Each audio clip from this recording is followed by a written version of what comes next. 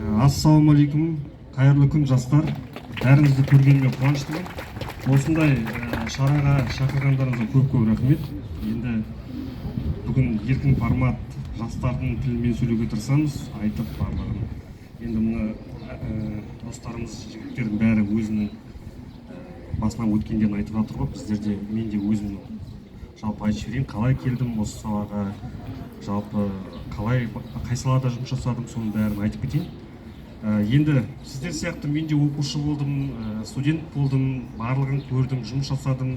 Қазір жасап жатқан шығарсыздар да әртүрлі салада, сол официант қандай вариант шығып тұрады, соған жүре береді дедім мен негізі шыны керек. Манаға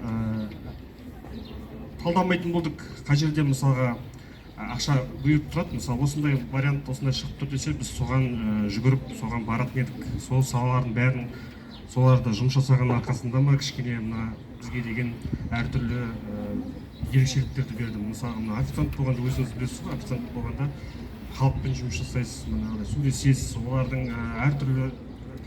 әртүрлі адамдар келеді, оларды шыдай білу керек, сол сияқты жасап жатқасын біліп жатқан шығарсыздар. Иә, соның бәрін ол деген өзіне шыдап тастаудың өзі, содан өтудің өзі де бір мықты кәсіптің бастамасы ғой, асыл шоғын болса да.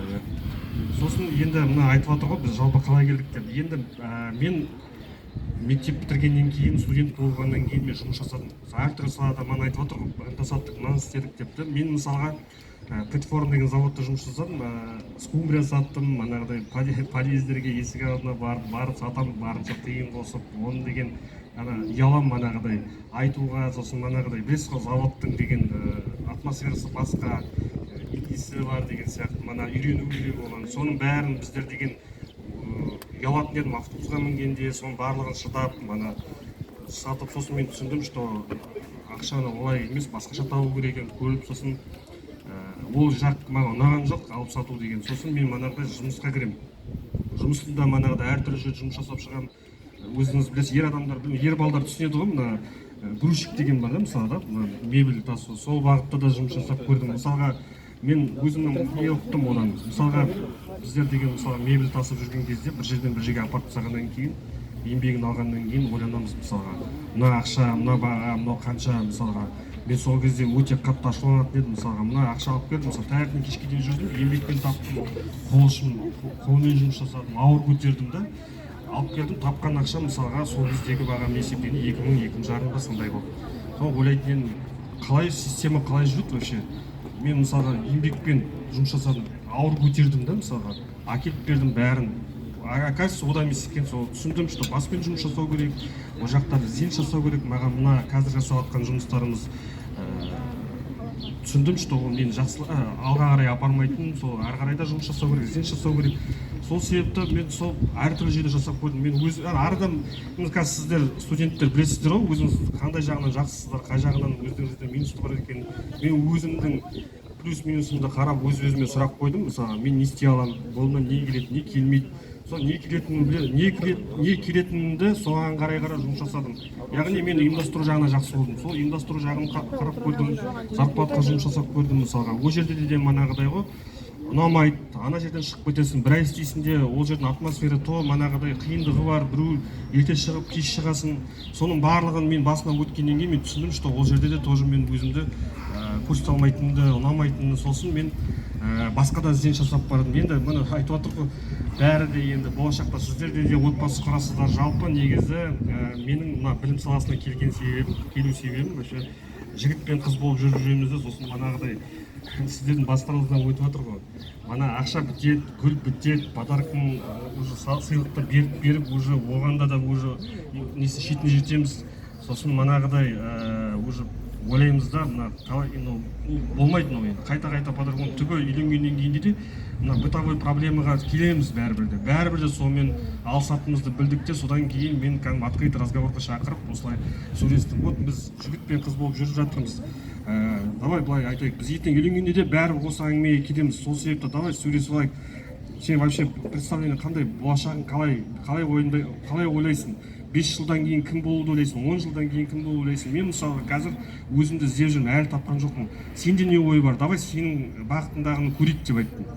Соны айтады да маған, қазіргі жолдасым ғой, әйелім. айтты да маған, мен учебный центр, оқу орталығы болған қалайын дейді да, химия орталығы дейді. Сосын мен айтам, ол жерде тек химия орталығы болатын болса, ол манағыдай біздің ойлаған есебіміз шықпауы мүмкін, давай қарап көрейік, бүкіл бағытты ашып көрейік деп айтамыз. Ол кезде сол оқу орталығы деген аз болды, өте мықты тек қана былай айтқанда иә мына юстадий болды ол кезде, достық орталығы болды, өте солай дүркіреп тұрған сондай орталықтар ғой әлі де. Сол бағытта жұмыс жасап жатқан болды, оқу орталығы басқа аз болды. Тек қана ағылшын бағыты болды да, басқа бағыттар көп болған жоқ, ұбт-ға дайындайтын. Енді мен білім саласында өзім болмағандықтан мен сөйлесіп, өзімнің білетін жағымды ұйымдастырдым. Мысалға, мен ұйымдастыру жағына жақсы болғандықтан мен мектептің мықты деген мұғалімдермен сөйлесіп, оларды жинап бір жерге, сосын манағыдай аренда іздеп, сол жердің өзімнің әліме кететіндей аренданы тауып, сонымен балдарды мұғалімдерді шақырып, сол кездегі заман талабына сай WhatsApp болды ғой, ол кезде WhatsApp-қа группа тарату, ауыл жаққа, қала жаққа, аудан жаққа, соларды бәрін шақыртып біздер деген солай жинадық. Тек бұл кезде ғимаратымыз өте ескі болды, өте ыңғайсыз болды. Ана есік алдында деген иттер болады, сондай бір жерді алып қалдық енді. Сол ата-ана деген бізге хабарласады, сіздің орталығыңыз қай жерде? Біз айтамыз, білім орталығы осындай 500 шақта орналасқан, остановкадан түсесіз. Сосын ана атмосфераны көрмесін деп мен атып шығамын. Сол кезде ештеңе жоқ, ана учебный центрден шаршап кеткен болды кішкене. Ақшам жеткен жер сол болды да, мысалы. Мен сол өзімнің бар киімді киіп шығамын да, рубашка мен галстукты. Сосын жүгіріп барып, остановкадан күтіп аламын, ана бері қарай. Менде 1 минут уақыт бар да, ананы көндіруге, ана кісіні. Себебі ол менен бұрын келіп қалса, кіріп, оны түсінікті оның ойы қандай екен. Мынау учебный центр оқу орталығына ұқсамайды екен, мына жер өте шамалы екен деп кетіп қалуы мүмкін. Сол себепті мұғалімдеріміз мықты болғанымен біздер соны үйрету керек болды, адамдарды қызықтыра білу керек болды. Сол себепті мына остановкадан түсіп қаламыз да, мен түскен ата-анамен бірге келіп сөйлесіп келдім. Оған дейін мен ана жерге барғанға дейін моралін дайындап келемін. Біздің орталығымыз мынандай, мұғаліміміз мына жерде орналасқан, апелляцияның мұғалімдері, 11-ші мектептің мұғалімдері, біздер мұғалімдерге жақсы болғасын, ыңғайлы болғасын, осы жерді алып отырмыз. Мына жер біздер 2 айдан кейін кетеміз деп заранее дайындап қоямыз. Оқушылар деген ата-аналар деген келеді, сосын манағыдай сөйлесіп тыңдап келеді, жақсы екен келген кезде уже ол мен айтқан информацияма байланысты ол уже дайындап кетті. Солай кірді, сөйтіп мен деген түсіндім, что солай жұмыс жасаса өзіме байланысты екен, ары қарай дамыту жағы одан сайын дамитынымызды білдік. Соған байланысты сөйтіп алға басты. Сөйтіп балдарды деген сол жерге атмосферасы ыңғайсыз болса да, орналасқан жер ыңғайсыз болса да, біздер сол балдарды қызықтырып, мұғалімдеріміз мықты болуының арқасында біздер басқа мекенжайға көшіп, сөйтіп бірге бір оңға оң қосып сөйтіп көбейген жайымыз бар. Сол білім орталығын деген жұмыс жасап, қарап, зерттеп, ол кезде спросқа, сұранысқа байланысты әртүрлі локацияға аштық, көрдік, ол жерде де күйген жеріміз бар.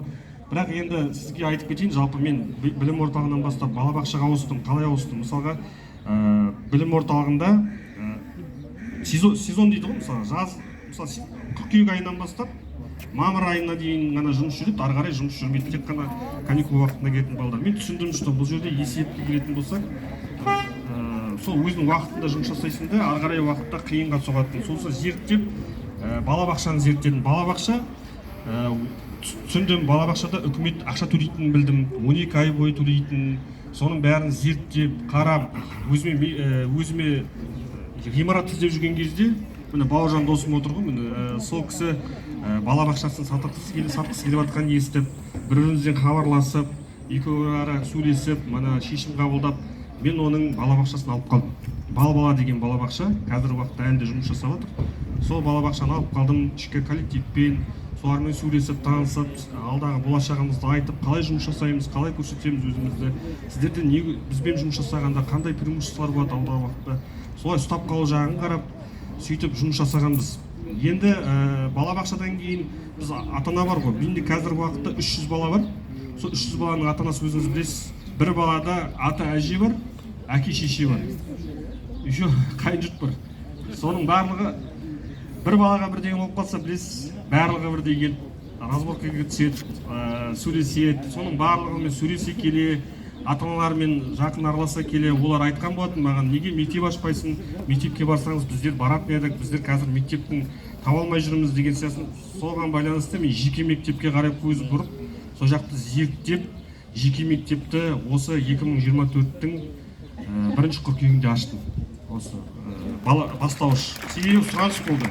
Сұраныс болғасын, сосын қарадық, жалпы қараймыз ғой, біз бір салада жүріп жатқасын, барлық жағын қараймыз, қай жақта мүмкіндіктер бар, қай жақта сіздерге деген, оны мен қазір сізге айтып кетемін, неге оны айтып жатқанын. Барлық мүмкіндіктерді қарап, сосын әртүрлі адамдар келеді, мына айтып отыр ғой, круг общения, араласу байланысты адамдар бір-біріне тартылады, мынадай бір идея шығады, бір проект бастап кетіп жатады. Мысалға бізде Сырымбек Тауды білесіз ғой да, жалпы үлкен кәсіпкер. Сол кісі Оралға келген кезде мен бірге жүргенмін, сол қасына алып барып, сол кезде менде мүмкіндік болды сұрақ қоятын. Айтамын, Сырымбек аға, сіз қалай мысалы осылай барлық үлкен корпорация басқарып отырсыз, қалай сіз мынандай халықпен жұмыс жасап отырсыз, қандай мынандай сауданы үлкен суммамен жұмыс жасап отырсыз деген кезде олар айтады да, мысалға, мына сіз деген мысалы қай саладасыз дейді маған. Айтамын, мен қазір білім саласында жүрмін. Айтады маған, сіз егер де осы саланы зерттеп, айналдырып жұмыс жасайтын болсаңыз, соларға барлық бағытын қарайтын болсаңыз, сіз деген жақсы жетістікке жетесіз дейді. Сол себепті мен даму бала деген бар ғой қазір, ата-аналар көбі білетін бар, үлкен кісілер даму бала кружогын үйірмесін зерттеп, сол бағытта қарап, сол документтерін қарап, сол бәрін зерттеп, ізденіс жасап, бүкіл документтермен заявка беріп, қазіргі уақытта даму баладан 8 кружок ұйымдастырып отырмыз, 8 үйірме. Сол барлығы, оны нені айтады, барлығы сол манағы адамдармен араласу арқылы, ізденіс жасау арқылы. Қазіргі уақытта, оны мен шыны керек өзім білген жоқпын. 5 жыл бұрын солай мен өзім сол уақытта жүретінімді, бірақ сол еңбектің арқасында, жұмыс жасап жатқан арқасында жігіттермен араласып, әртүрлі кәсіпкерлермен бағыт сұрап, солай біз қазіргі уақытта жұмыс жасап жатырмыз. Сол не айтқым келеді, енді қазіргі уақытта сіздерде де алдыңға қараңғы болып жатқан болар, түсінбей жатқан шығарсыз, мүмкін қазіргі жұмысыңыз кішкене өзіңізге ыңғайсыз болар, ұялатын шығарсыз, бірақ ұмытпаңыз, алда өте жақсы, жарқын күндер күтіп тұр, алда мықты белестер күтіп тұр. Егер де сіздер еңбек етсеңіздер, сол бағытта жұмыс жасасаңыздар, ұялмаңыз. Мына айтып отыр ғой, ұялмаған адам біршама жерге барады деп. Сол енді айтқан сияқтымын біршама, да? Рахмет, құрметті ағалар, құрметті жастар мына жерде. Енді мынау сұрақ-жауап айдарына көшсек,